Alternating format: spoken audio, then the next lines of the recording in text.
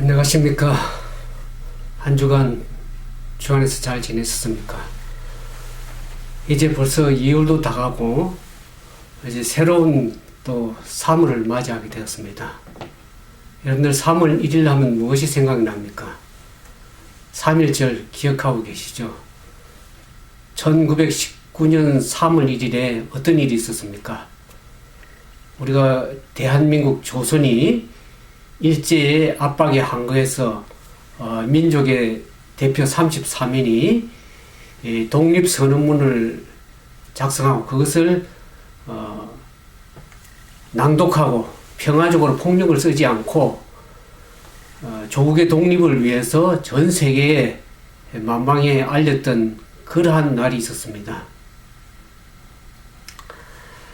근데 놀라운 것은 그 당시의 통계를 보면 그리스도를 믿는 사람들이 한 2% 정도밖에 안 됐다고 합니다. 근데 그 민족의 대표 33인 중에서 그리스도인이 16명이 있었다는 것을 볼 때에 그 당시에 그렇게 암울한 상황에서 참으로 그리스도를 믿는 그리스도인들이 얼마나 빛과 소금의 역할을 잘 감당했는지를 우리가 알게 됩니다. 우리가 지난 역사를 살펴보면서 우리가 어떻게 지금 이 시대에 우리가 무엇을 해야 되며 또 어떻게 살아야 될지를 한번 반성해보고 생각해보는 그러한 시간이 되었으면 참 좋겠습니다. 우리가 성경에 보면 자기 조국을 사랑해서 참으로 그 어려운 그 여건 가운데서도 기도하면서 그 조국을 위해서 회복을 위해서 그 예루살렘 회복을 위해서 기도하고 기도할 뿐만 아니라 그것을 삶으로 실천함으로써 조국에 헌신했던 그 성경상의 모델 가운데 한 사람인 느헤미야에 대해서 생각해 보고자 합니다. 이 느헤미야서를 통해서 우리는 그 당시에 바벨론의 포로 생활에서 돌아와서 그 황폐해지고 무너진 예루살렘 성을 재건하는 그 모습들을 우리가 성경 느헤미야서에서 보게 됩니다. 느헤미야의 그 이름의 뜻은 여호와의 위로라는 그런 뜻입니다. 느헤미야의 신앙의 품성 또 그의 지도력을 통해서 그 예루살렘 성벽을 건축하기 위해서 왔던 많은 사람들에게 그 하나님의 위로를 그들에게 잘 나타내 보였다고 그렇게 생각이 들어집니다. 그 예루살렘 성벽을 건축하려면은 1년에 넘는 오랜 시간이 걸려야 됐음에도 불구하고 이 느헤미야의 신앙의 성격 또 그의 리더십에 힘입어서 1년 넘게 걸려야 될 그 성벽 재건이 52일 만에 성벽이 세워지는 재건되는 그러한 놀라운 역사를 우리가 성경 가운데서 보게 됩니다.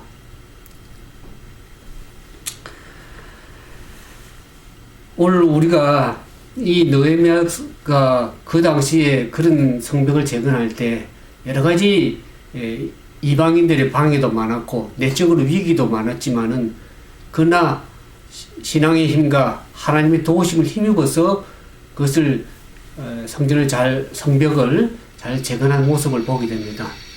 오늘 그 모습을 보면서 오늘 저와 여러분의 삶 속에서 그 믿음의 성벽을 또 우리의 허물어졌고 황폐해진 우리의 믿음의 성벽을 다시 바르게 세우고 믿음을 바로 세워나가야 될 그러한 때라고 생각이 들어집니다.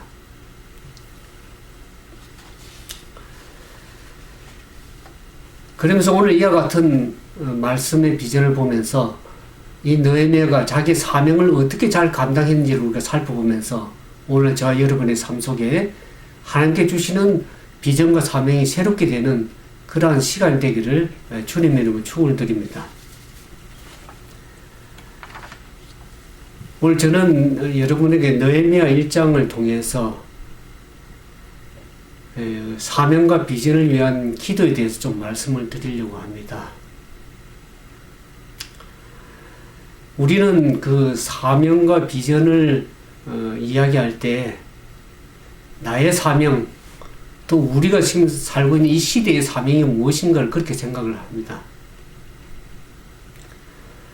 우리가 이 짧은 인생을 살아가면서 내 생애 동안에 이루어야 될 과연 사명과 비전이 무엇인가를 생각하게 되죠.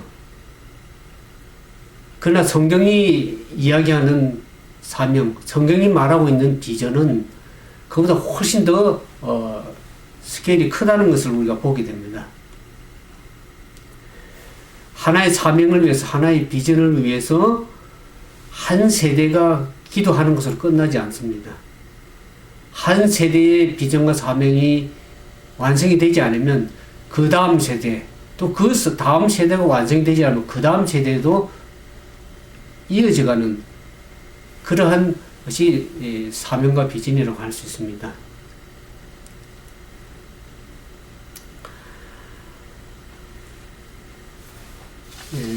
이 성경에 보면 하나님께서 아브라함에게 사명을 주시고 또 아브라함에게 비전도 주십니다. 그것을 이 아브라함의 이 사명과 비전을 성경에서는 성경용어로 언약이라고 성경은 그렇게 표현을 하고 있습니다. 이 아브라함의 언약이 아브라함 시대에만 끝나지 않습니다. 아브라함의 아들인 이삭에게 계승이 되고 또 이삭의 아들인 야곱에게까지 그 하나님의 언약은 계속 이어져서 계승이 되는 것을 보게 됩니다.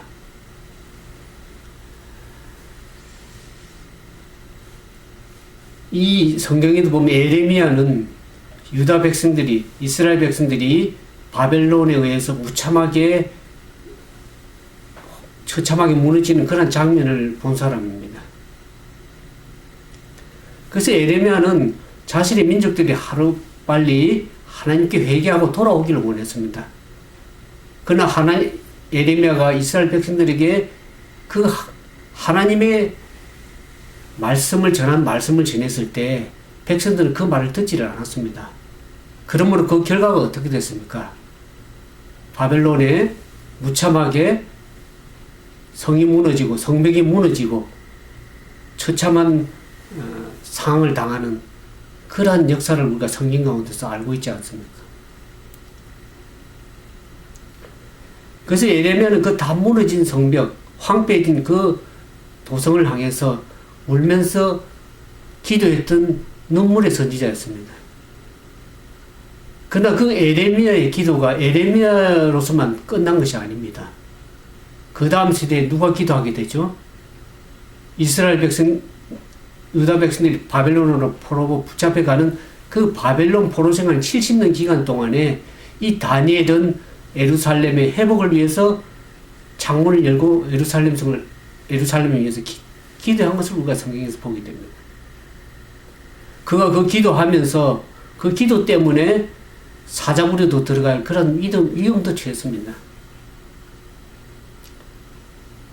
그래서 그러한 예루살렘을 위한 회복을 위한 기도가 에레미야나 다니엘에서만 끝난 것이 아닙니다. 이 유다 백성들이 하나님의 섭리에 의해서 바벨론 포로 생활에서 70년 포로 생활이 끝나서 다시 예루살렘으로 돌아오게 됩니다. 그 돌아오면서 그 돌아온 사람들의 영적인 회복을 위해서 이 제사장이었던 율법에 능통한 학자 에스라가 그들을 위해서 기도합니다. 그러나 그 에스라를 통한 기도만 끝난 것이 아니라 에스라엘과 동시대에 거의 같은 시대에 살았던 이 느헤미야에 의해서 오늘 우리가 말씀드린 이 느헤미야에 의해서 예루살렘의 회복을 위해서 기도하는 모습을 보게 됩니다. 그걸 보면서 사명과 비전을 위한 기도는 계속해서 세대와 세대를 거쳐서 계승해서 이어진다는 것을 우리가 보게 됩니다. 우리는 인생을 살아가면서 우리가 성경에서 많은 오랜 하나님의 역사를, 이스라엘 역사를 통틀어서 보게 되지만은, 그러나 우리가 앞으로 남아진 계시록을 보면 우리는 한 인생에서 하나님의 큰 픽처에서 한 퍼즐 조각에 불과한 그런 삶을 살게 됩니다. 그런 큰 픽처를 다 완성을 아직은 다 보지 못했습니다. 그래서 우리 세대에 끝나지 않은 그 사명과 비전은 또 다음 세대도 이어지게 되어 있습니다.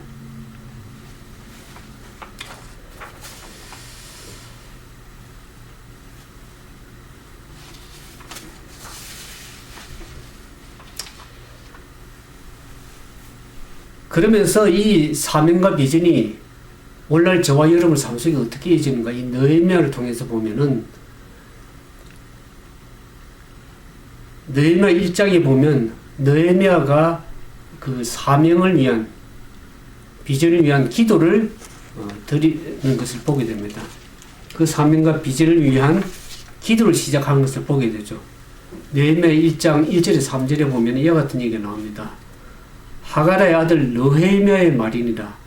아닥사스다 왕 제2년 20년 기스롤에 내가 수상궁에 있더니 나의 한 형제 중 하나니가 두어 사람과 함께 유다에 이르렀기로 내가 그 사로잡힘을 면하고 남아있는 유다 사람과 예루살렘 형편을 물은 즉 저희가 내게 이르되 사로잡힘을 면하고 남은 자가 그 도에서 큰 환난을 만나고 능력을 받으며 예루살렘 성은 회파되고 성문들은 소화되었다 하는지라.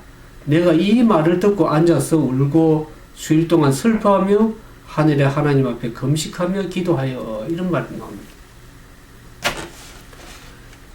지금 느헤미야는 어디에 있습니까?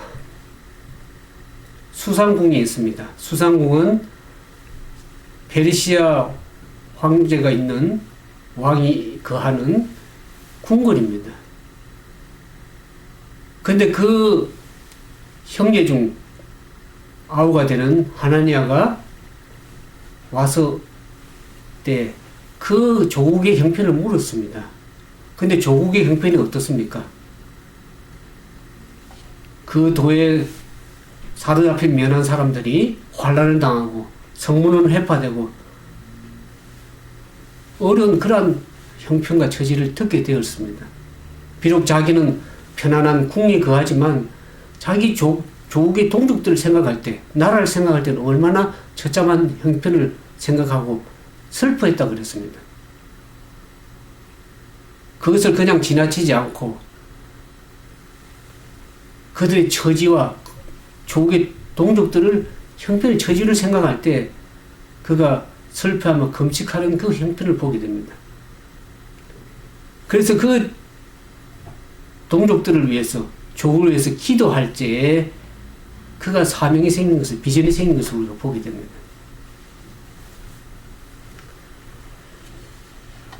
오늘 우리의 사명은 어떻게 시작이 됩니까?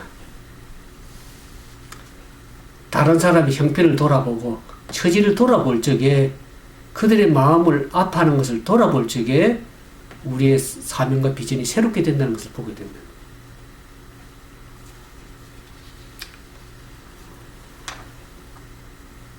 그러면서 이 느헤미야는 그러한 사명과 비전을 위해서 이제 기도를 드릴 때, 과연 그러면 그가 어떻게 기도를 드린지를 우리가 오늘 좀 살펴보려고 합니다.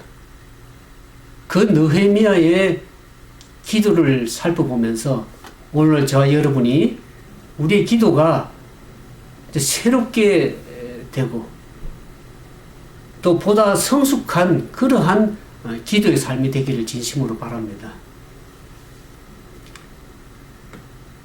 느헤미야는 사명과 비전을 위해서 기도를 어떻게 드렸냐 그러면 계속 지속적인 그런 기도를 드렸습니다. 우리가 1장 1절에서 보는 것처럼 느헤미야가 기도를 시작할 적에 여기 보면은 기스르리라 그랬습니다. 1장 1절에 보면 아덕사스다 왕 제2년 기스롤에 내가 수상궁에 있더니 그랬습니다. 그가 동족들의 처지와 형편, 조국을 생각하면서 형편을 듣고 기도하기 시작한 것이 기스롤이었습니다. 기스롤은 오늘날로 말하면은 11월에서 12월 중순입니다.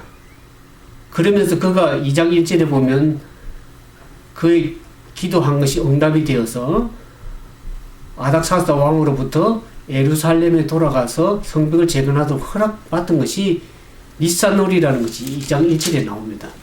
여기 보면 2장 1절에 아닥사스다 왕 20년 니산월에 왕이 앞에 술이 있기로 내가 왕이 들었는데 그랬습니다. 그 기도의 응답이 오랜 기간 동안 지속적으로 니산월이라 그러면은 3월 중순에서 4월 중순경입니다. 그러니까 그가 11일 중순경에서 3월과 4월 중순경에 동안 기도를 드린 것을 보면 근 한 4개월 동안 오랜 기간 동안 지속적으로 기도를 드린 것을 알 수가 있습니다.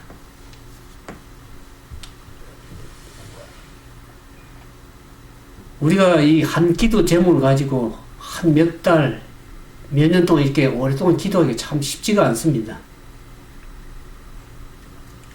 그러면서 우리가 6절에 보니까 에레미야가 또 그렇게 지속적으로 기도를 했을 뿐만 아니라 이렇게 기도를 한 걸 알게 됩니다.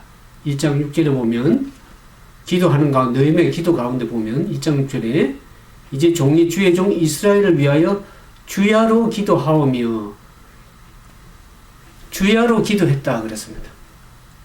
그가 울면서 금식하면서 오랫동안 지속적으로 기도하는 가운데 주야로 기도했다 그랬습니다.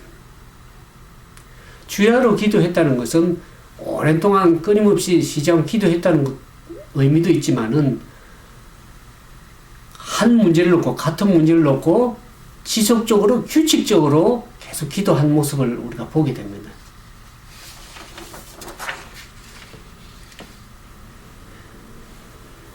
오늘 우리가 이 계속해서 지속적으로 기도를 하지 못하는 이유가 어디 있습니까? 우리가 하나님 앞에 기도할 때 그 기도가 응답이 되었을 때 내가 생각하는 그러한 방식으로 기도가 응답이 되지 않을 때가 있습니다. 오늘 우리의 기도가 지속되지 않는 이유는 우리가 기도했을 때 그 기도가 나의 뜻대로, 자기 뜻대로 응답이 되지 않을 때 비록 응답이 왔지만 그것은 자기 뜻과 멀기 때문에 그것은 하나의 응답이 아니라고 그렇게 생각을 하기 때문에 때로는 우리의 기도가 지속되지 못하고 끊기는 것을 보게 됩니다. 어느 한 청년이 길을 가다가 절벽으로 미끄러져 낭떠러지로 떨어지게 되었습니다. 그래서 떨어지면서 겨우 붙은 것이 나무집 뿌리를 붙들게 되었습니다.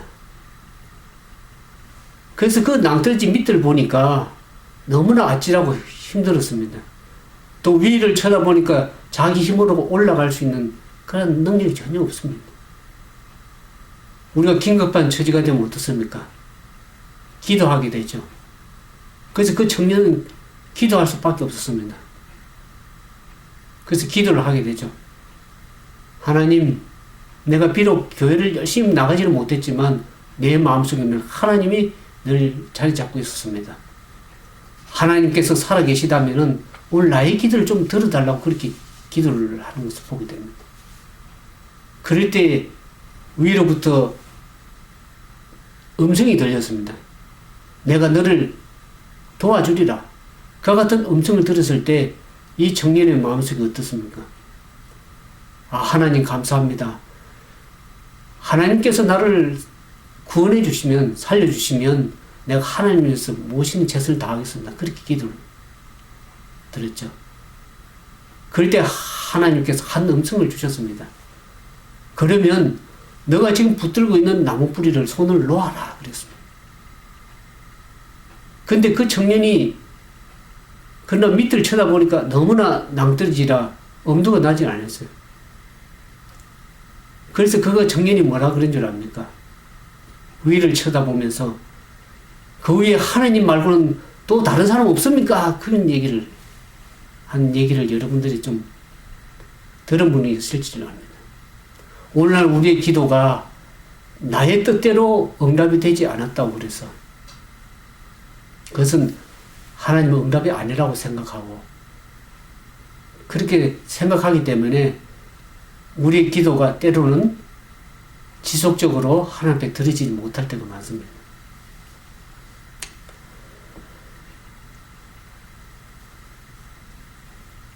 여기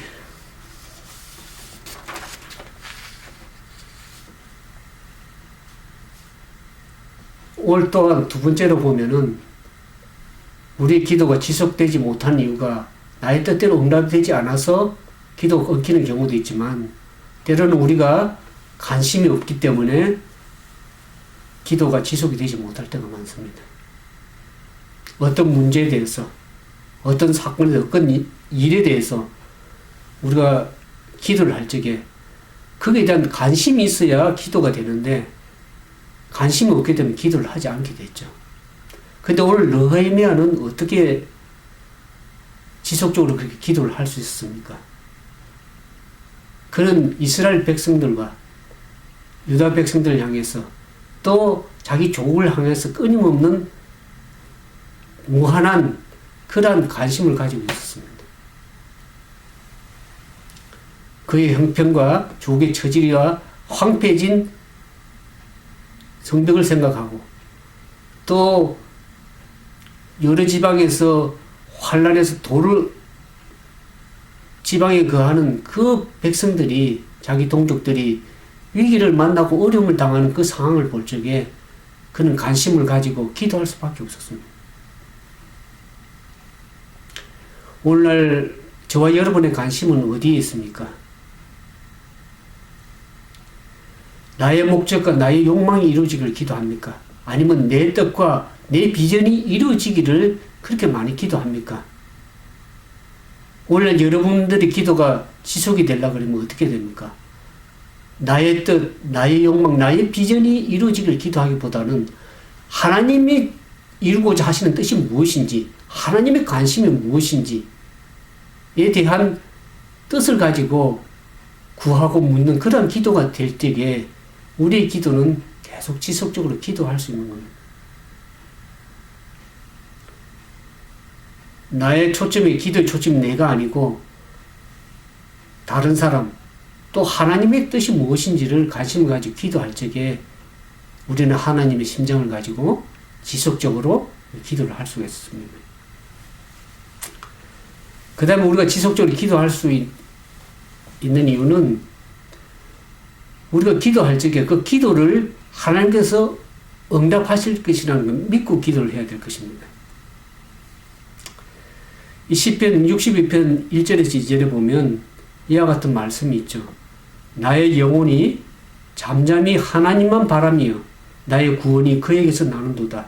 오직 저만이 나의 반석이요 나의 구원이오니 나의 산성이오니 내가 크게 요동치 아니하리로다. 그렇게 말씀했습니다.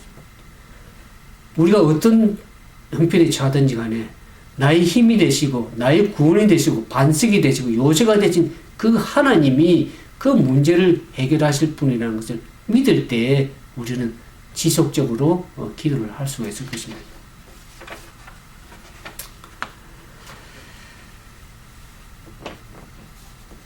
이제 두 번째로는 이 사명과 비전을 위한 느헤미야 기도는 어떤 기도였는가 하면은 하나님의 마음을 여는 기도였었습니다. 우리 본문 1장 6절에 보면 이와 같은 얘기가 나옵니다. 느헤미야가 그렇게 기도하죠. 주는 귀를 기울이시며 눈을 여시사 종의 기도를 들으시옵소서. 그렇게 기도했습니다. 하나님께서 자기를 향하여 귀를 여시고 눈을 여셔서 귀를 기울이시고 눈을 여셔서 자기 기도를 들어달라는 기도는 어떤 기도입니까? 하나님께서 마음을 여시고 그 기도를 들어달라고 하는 그런 마음을 여는, 하나님의 마음을 여는 그런 기도라고 할 수 있습니다. 그래서 느헤미야는 하나님의 마음을 열기 위해서 그가 어떻게 했습니까? 그래서 성경에 보면 하나님과 자기의 막힌 장애물이 뭡니까? 이스라엘 백성들이 왜 바벨론의 포로 붙잡혀가서 그런 어려움을 당하고 시련을 당했습니까? 그들이 하나님의 말씀에 불순종해서 자기 열조들이 하나님의 말씀을 듣지 아니함으로 인해서 그런 어려움에 맞다는 것을 알게 됩니다. 그러면서 하나님과의 막힌 담을 헐기 위해서 그는 자기 열조들을 위해서 기도를 하게 됩니다. 하나님 앞에 죄를 고백하는 것이죠. 여기 이사야 59장 1절에 2절의 말씀을 보면 여러분들 잘 아는 말씀입니다. 여호와의 손이 짧아 구원치 못하심도 아니요 귀가 둔하여 듣지 못하심도 아니라 오직 너희의 죄악이 너희와 너희 하나님 사이를 내었고 너희 죄가 그 얼굴을 가리어 너희를 듣지 않으시게 함이라. 그 말입니다. 우리가 아무리 열심히 기도해도 응답을 받지 못하는 것은 하나님과 나 사이에 막힌 죄의 문제가 해결돼야 되는 것을 얘기를 하고 있습니다. 그래서 너희는 하나님의 마음을 열기 위해서 그 죄를 하나님을 배역하고 하나님 말씀에 순종치 아니하고 말씀대로 가지 아니했던 그 열조들의 죄를 고백하면서 그 열조들의 죄만 고백한 것이 아니라 자기와 자기 아비 집이 또 범죄하여 하나님 뜻대로 살지 못했다는 고백을 하게 됩니다. 모든 문제의 책임을 열조에게만 넘긴 것이 아니라 그 문제의 책임도 자기에게도 있다는 것을 고백하는 것을 보게 됩니다. 오늘 우리는 살아가면서 문제가 있을 때 어떡합니까? 남의 탓으로 많이 돌리게 되죠. 그 문제를 내게 찾는 것이 아니라 누구 때문에 그렇다 하는 밖에서 그 문제를 찾는 것을 많이 보게 됩니다. 오늘 우리는 우리 개인의 죄를 하나님 앞에 고백해야 될 뿐만 아니라 공동체라고 하는 공동체는 가정의 공동체도 있겠고 믿음의 공동체인 교회라는 것도 있을 수가 있습니다. 가정 안에서의 책임을 남편이나 아내에게 돌릴 수 있습니다. 잘못한 것을 자녀에게 돌릴 수 있습니다. 그러나 그 모든 책임이 그들에게만 책임이 있는 것이 아니라 나에게도 책임이 있고 죄가 있다는 것을 고백해야 될 것입니다.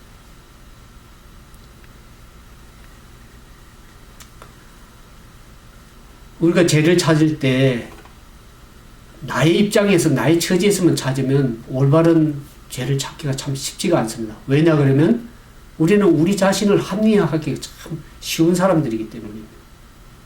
하나님의 관점에서 죄를 찾으면 우리가 바르게 죄를 찾을 수가 있습니다. 하나님의 관점에서 죄를 찾으면 내가 비록 잘했다고 생각했던 그 부분이라 할지라도 그것이 보기에는 죄가 될 수도 있다는 것을 우리가 기억할 수가 있습니다. 오늘날 우리는 많은 사람들은 문제의 원인을 밖에서 찾습니다. 누구 때문에. 우리 교회에서도 보면 그 문제를 누구 때문에 돌리게 되죠. 그러나 그 문제를 남의 탓으로 돌릴 것이 아니라 나의 잘못으로 나의 허물로 그렇게 생각하고 공동체로서 기도해야 될 그런 필요가 있습니다.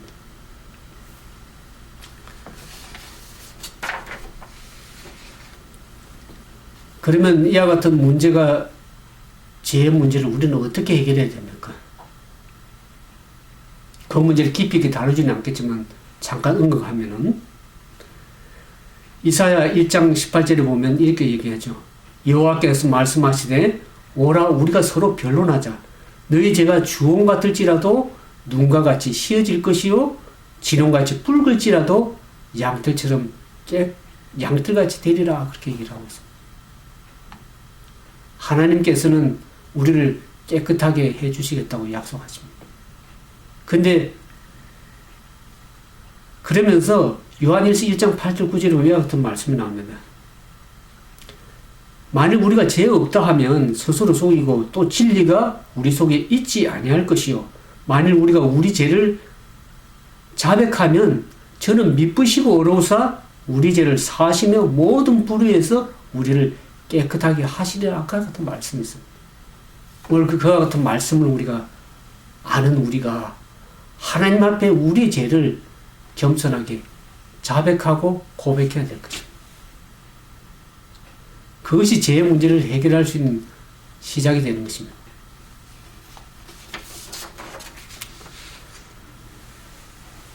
세 번째로는 느헤미야가 사명과 비전을 위해서 어떤 기도를 드렸는가. 그가 드린 기도 가운데 보면 그가 드린 기도는 믿음의 기도였다는 것을 우리가 알 수가 있습니다. 믿음의 기도를 다른 말로 바꿔서 얘기하면 내가 드리는 기도가, 느헤미야가 드리는 기도가 나 중심적인 기도가 아니라 하나님 중심적인 기도라는 것을 우리가 알 수가 있습니다.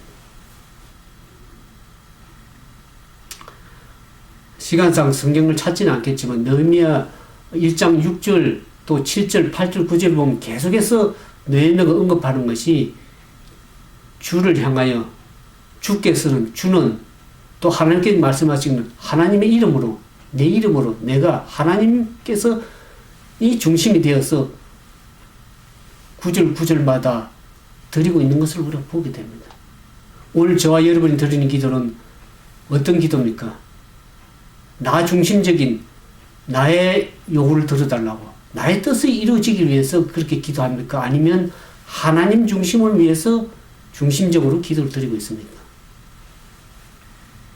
우리는 보통 나 중심적으로, 때로는 나의 필요를 위해서 기도를 드릴 필요가 있지만 우리가 늘 하나님 앞에 겸손히 나아갈 적에는 내 중심적인 기도보다는 하나님이 원하신 뜻이 무엇인지, 하나님이 이루시고자 하는 것이 무엇인지를 기도할 적에 그 기도는 참으로 하나님 앞에 믿음으로 드려지는 기도라고 할 수 있겠습니다.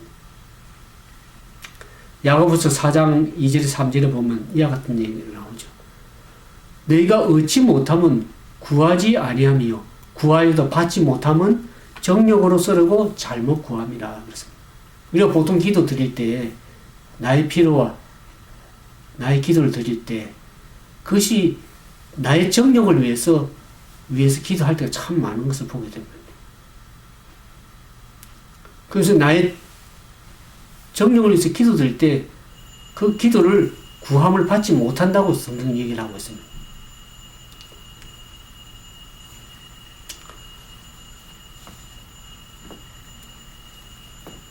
보통 우리가 기도 드리는 그 기도는 나 자신에서부터 나올 때 기도할 때 주로 어떤 기도를 주로 드립니까? 형편과 처지가 어려워서 하나님 나를 구원해 주십시오 라는 그러한 나 중심적인 그러한 기도를 드리기가 참 쉽습니다. 그러나 느헤미야는 그 차원에서 넘어서 한 차원 넘어서서 어떤 기도를 드립니까? 하나님의 백성이 하나님 백성다운 모습을 보기 참 힘듭니다. 하나님 백성답게 살도록 도와주십시오 하는 하나님의 중심적인 그런 믿음의 기도를 드리는 것을 보게 됩니다. 오늘 우리는 믿음의 기도를 어떻게 드려야 됩니까? 내 뜻을 이루기 위해서 기도가 아니라 내 뜻은 이루어지지 아니하더라도 나를 통해서 하나님의 영광이 드러나고 하나님의 뜻이 이루어지는 삶이 되게 해달라고, 하나님 백성답게 살게 해달라고 그렇게 믿음의 기도를 드려야 될 줄 압니다. 우리는 겟세마네 동산에 드려진 예수님의 기도를 생각하게 됩니다. 예수님께서는 십자가를 지게 앞에 두면서 어떻게 기도합니까? 아버지, 만일 할만하시거든 이 잔을 내게서 옮기시옵소서. 그러나 나의 원대로 마옵시고 아버지의 원대로 되기를 원하나이다. 그랬습니다. 나의 원대로가 아니라 예수님께서도 그의 모든 삶 속에 보면은 자기 뜻대로 뭔가를 행한 것이 아니라 하나님의 아버지의 뜻대로 행한 그 예수님의 모습을 보면서 오늘 저와 여러분은 얼마나 우리 자신만을 위해서 기도를 드리지만 않아야 되고 예수님을 위해서, 하늘 아버지를 위해서 위한 그런 믿음의 기도를 예수님의 기도의 모습을 보면서 그렇게 드려야 될 것입니다. 그러면서 이 느헤미야는 그가 드린 기도 가운데 보면은 하나님의 약속을 붙드는 기도라는 것을 우리가 알게 됩니다.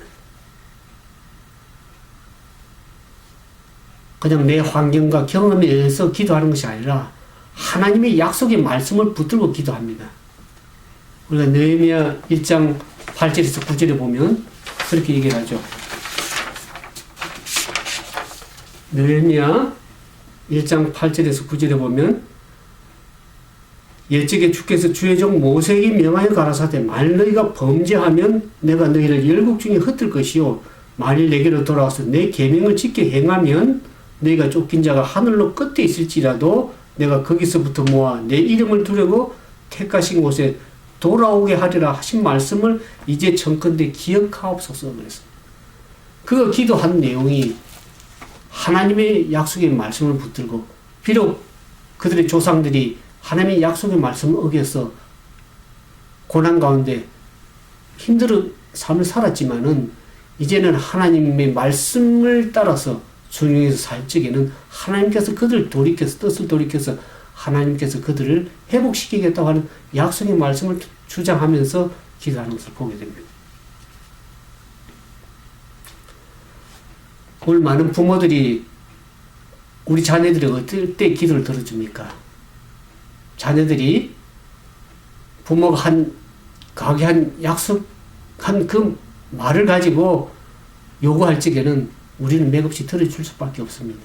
하나님께서는 당신의 약속을 신실하게 이행하시는 분이기 때문에 당신의 약속을 가지고 주장할 적에는 하나님께서는 그 약속을 반드시 신실하게 이행하시는 좋으신 하나님이라는 것을 우리가 이해할 필요가 있습니다.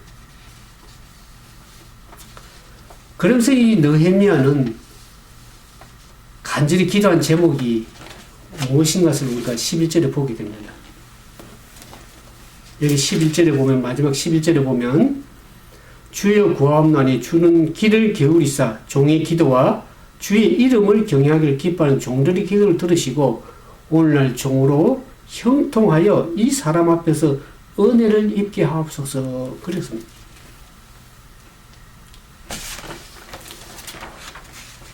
여기에 오늘날 종으로 형통하여 이 사람 앞에 은혜를 입게 하옵소서 하는 이 사람은 누구를 가리킵니까? 누구 앞에서 형통하여 은혜를 입게를 하나님 앞에 구합니까? 이 사람은 아닥사스다 왕인 것을 알게 됩니다. 우리가 에스라서 우리가 살펴본 것이 에스라서에 보면 4장 11절에서 21절에 보면은 이미 이 예루살렘 성읍이 재건되기 세워지려고 시도했던 적이 이미 있었습니다. 근데 그 당시에 왕에게 조서를 올리기를 어떻게 했냐면 이 사람들이 성읍을 건축하고 성곽을 짓는 것은 세금을 내지 않고 하나의 모반에서 왕으로부터 반란하는 그런 행위가 될 것입니다. 라고 왕에게 조서를 올리는 바람에 많은 주변 사람들이 그래서 그 성벽과 성읍을 건축하는 일이 중단되었습니다. 그러면서 아닥사스 왕이 조서를 내렸죠. 그 성읍과 성곽을 재건하는 것을 중단시키도록 아닥사스 왕이 조서를 내린 것을 우리가 에스라스에 보게 됩니다. 그러니까 지금 자기가 드려지는 기도가 이루어지고 하나님의 뜻대로 이루어지기 위해서는 어떻게 됩니까? 아닥사스의 마음을 하나님께서 감동시켜서 돌이키시는 그 일이 필요한 것입니다. 그것이 가장 힘든 일이고 느헤미야로서는 어찌할 수 없는 문제입니다. 왕이 이미 그 내린 명령, 조서를 취소해야만 일을 시작해 볼 수 있는 상황입니다. 아마도 느헤미야의 한평생이 가장 힘든 상황일지 모르겠습니다. 그러나 느헤미야는 그런 상황 가운데 주저하지 않고 하나님께서 그 약속을 분명히 이루고 주실 것이다. 하나님께서 왕의 마음을 움직이사 은혜를 베풀어 주실 것이라는 확신을 가지고 하나님께 기도하는 것이죠. 그럴 때 우리가 보면 느헤미야서 2장 8절에 보면 느헤미야가 그렇게 고백을 합니다. 주의 선하신 손이 도우사 왕에게 은혜를 입게 했다 그랬습니다. 왕의 마음을 하나님께서 돌이켜서 은혜를 베풀어 주셨습니다. 오늘 저와 여러분은 이 느헤미야서를 보면서 우리가 어떤 기도를 드려야 될 것인가를 생각하게 보게 됩니다. 장구적으로 우리가 말씀을 드렸지만 정리해 보면 첫 번째로 이 사명과 비전을 위한 기도 가운데 보면 첫 번째로 지속적으로 기도해야 된다는 것을 말씀을 드렸습니다. 두 번째로는 하나님의 마음을 열기 위해서 어떻게 기도했나요? 죄를 고백하는 기도를 드려야 된다고 말씀을 드렸습니다. 세 번째로 믿음의 기도를 드려야 된다고 그랬습니다. 나 중심적인 기도가 아니라 하나님 중심적으로 드리는 그러한 기도가 믿음의 기도라고 말씀을 드렸습니다. 그 다음에 우리가 그냥 무한정 내 생각, 내 경험대로만 기도 드리는 것이 아니라 하나님의 약속의 말씀을 붙들고 기도할 때 그 약속의 말씀을 함께 이루어주신다는 것을 배웠습니다. 마지막으로 우리가 하나님께서 신실하신 하나님께서 그렇게 사명과 비전을 가지고 기도를 드릴 때에 하나님께서 당신의 우리가 드리시는 그 기도가 하나님께 상달되어서 그 기도에 응답이 된다는 것을 우리가 오늘 이 말씀 가운데 보면서 아무쪼록 이 말씀을 듣는 저와 여러분이 여러분들 삶 속에서 새로운 사명을 새롭게 하시고 우리의 기도가 새로워져서 하나님 앞에 참된 바른 그런 비전이 세워져 나가는 그런 사물이 되기를 주님의 이름으로 축원을 드리면서 오늘 말씀을 마치도록 하겠습니다. 함께 기도하겠습니다.